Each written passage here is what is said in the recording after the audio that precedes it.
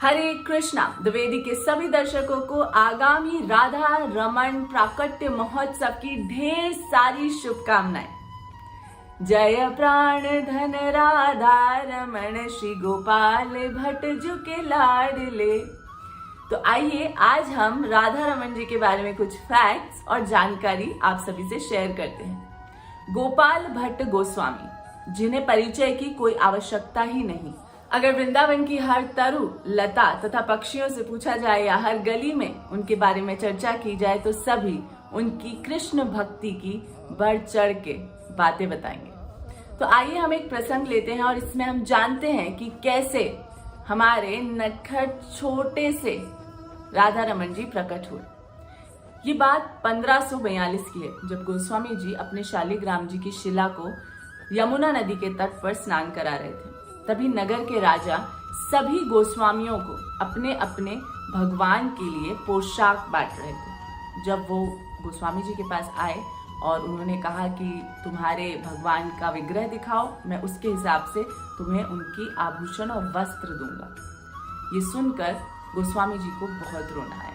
उन्होंने कहा, हे प्रभु, आपने सबको दर्शन दिए, सबके पास आपका विग्रह है, सब आपकी पूजा करते हैं, पर आप मेरे पास सिर्फ शालिग्राम जी की तरह है विराजमान। क्यों मेरी भक्ति इतनी कम है कि आप मुझे एक मूर्ति रूप में दर्शन नहीं देते? क्यों मैं ऐसा अभागा हूं कि मेरे पास आपको तैयार करने के लिए या वस्त्र आभूषण पहनाने हेतु कोई विग्रह ही नहीं है। वो बहुत रोए। उन्होंने दिन भर नरसिंह चतुर्दशी के दिन प्रार्थनाएं की। वो दिन तो व्रत का था।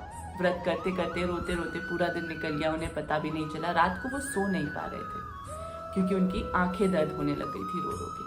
पर भगवान से निरंतर शिकायतें करते रहे और निरंतर गुस्सा जताते रहे और निरंतर भक्ति भाव से प्रार्थनाएं करते रहे। जैसे ही रोते रोते एक बार उनकी आंख लग गई, उनके स्वप्न में भगवान विष्णु पधारे और उन्होंने कहा कि आप चिंता ना करें, क्योंकि शालिग्राम जी की वो पूजा किया करते थे। उन्होंने कहा कि आप चिंता न करें, आप कल सुबह उठकर मेरे दर्शन जरूर कर पाएंगे।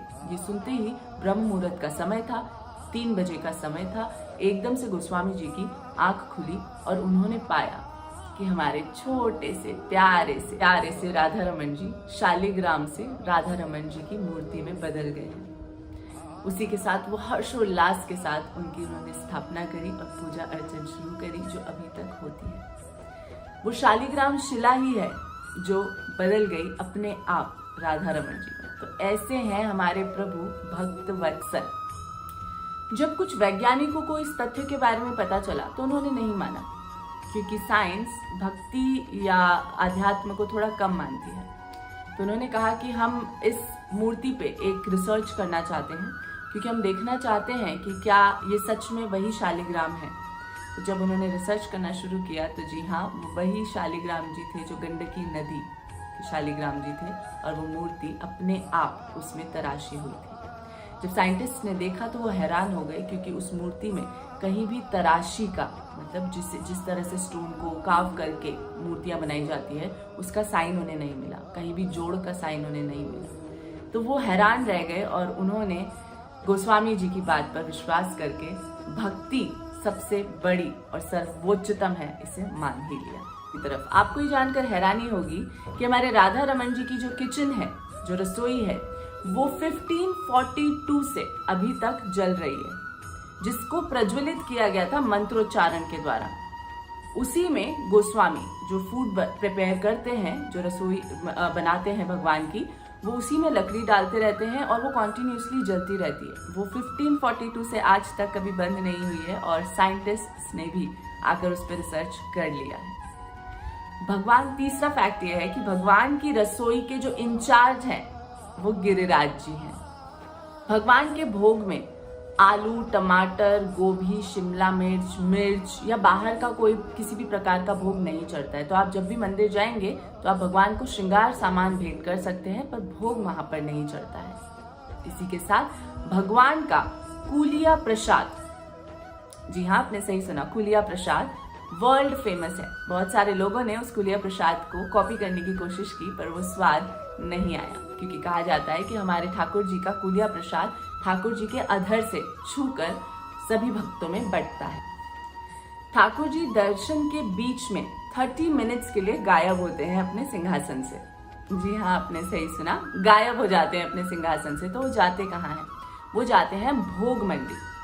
ठाकुर जी का अपना एक डाइनिंग रूम है जहां पर वो भोग ग्रहण करने के लिए 30 मिनट्स के लिए जाते हैं, जिसके दर्शन आप स्क्रीन पर देख सकते हैं। उनका आसन खाली है। इसी के साथ ठाकुर जी को 4 समय भोग लगता है, परंतु उसमें विशेष है कि हर भोग में कुलिया, जिसकी बात अभी हमने की, कुल्हड़ वाला जो प्रसाद है ठाकुर जी का, वो और पान ठाकुर जी को हर भोग के साथ अर्पित किया जाता है। मतलब चारों भोगों के साथ अर्पित किया जाता है। ठाकुर जी का महाअभिषेक साल में 2 बार होता है, एक कृष्ण जन्माष्टमी पे और एक राधा रमन प्राकट्य महोत्सव पर। क्योंकि ठाकुर जी एक छोटे बच्चे के रूप में है, इसलिए उनका अभिषेक न सुबह होता है और न शाम को होता है। उनका अभिषेक होता है दिन के 2 बजे। जब भी गोस्वामी अंदर भगवान के कक्ष में जाते हैं या गर्भगृह में जाते हैं तो वो 3 बार ताली बजाकर अंदर जाते हैं। ये एक तरह से होता है कि जैसे हमारे घर मेहमान आते हैं तो हमारी डोरबेल बजाते हैं या दरवाजे पे नॉक करते हैं, या कहीं का कर्टन डला हुआ है और हमें उनके रूम में जाना है, किसी भी बड़ों के रूम में, तो हम एक्सक्यूज मी करके अंदर जाते हैं। तो उसी तरह से ये भाव है। राधा रानी हमें दर्शन न देते हुए कृष्ण की तरफ मुड़ी हुई है, जैसा कि आप तस्वीर में देख सकती हैं। ये बहुत ही दुर्लभ दर्शन है। राधा रानी सिर्फ कृष्ण की छटा देखने के लिए या ठाकुर जी की छटा देखने के लिए, राधा रमन जी की छटा देखने के लिए उनकी तरफ मुड़ी हुई है। इसी से मिलता हुआ एक और पॉइंट है। आपने सभी ने सुना होगा कि कभी कभी राधा रमन जी के दांत भी दिखते हैं। तो वो क्यों दिखते हैं? क्योंकि राधा रानी जब उन्हें देखती हैं प्यार से और वो किसी और की चिंता नहीं करती हैं, सिर्फ उन्हें ही देख रही हैं, तो ठाकुर जी अपने तेरे नयनों से उन्हें देखते हैं और मुस्कुराते हैं। तो बहुत सारे जो भक्त हैं उन्होंने ठाकुर जी के दांतों के दर्शन किए हैं, क्योंकि वो बीच बीच में मुस्कुराते हैं। क्या आपने सुना है कि संपूर्ण सृष्टि, संपूर्ण ब्रह्मांड को चलाने वाले मनुष्यों से आशीर्वाद ले रहे हैं? जी हाँ, आपने सही सुना। महाअभिषेक के बाद सारे गोस्वामी इकट्ठा होकर हमारे ठाकुर जी को आशीर्वाद देते हैं और उन्हें कहते हैं, जुग जुग जियो लालजू, हमेशा स्वस्थ रहो, तंदुरुस्त रहो, मस्त रहो और हम पे कृपा बरसाते रहो। और कहा जाता है कि ठाकुर जी, राधा रमन जी इस आशीर्वाद को पाने के लिए पूरे सालों प्रतीक्षा करते हैं। देखिए कितने सुंदर और अद्भुत प्रेम प्रसंग है हमारे प्रभु के अपने भक्तों के साथ। जो भगवान के क्यूटेस्ट दर्शन होते हैं ओलाई दर्शन।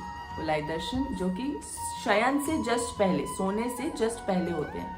इसमें भगवान जी ने छोटी सी कोपेन पहनी होती है, मतलब लंगोट बांधी होती है, क्योंकि वो छोटे बच्चे हैं। और मुकुट हल्का वाला, बहुत लाइट वेट मुकुट धारण किया होता है, जो बहुत ही खूबसूरत दर्शन है भगवान के। वैसे तो भगवान के अनेकों अनेक खूबसूरत आभूषणों से सुसज्जित दर्शन जिससे आंखें ही नहीं भरती है।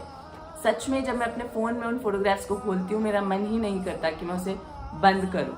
इतने सुंदर दर्शन होते हैं, पर ये ओलाई दर्शन की खासियत है। उसी के साथ जैसे छोटे बच्चे को मैया लोरी सुना के सुलाती हैं, दिनेश चंद्र गोस्वामी भगवान को हर रोज रात बांसुरी बजाकर सुलाते हैं। तो ये थी कुछ फैक्ट्स हमारे प्यारे से राधा रमन जी की। आप इसे मिस मत कीजिएगा, सुनिएगा।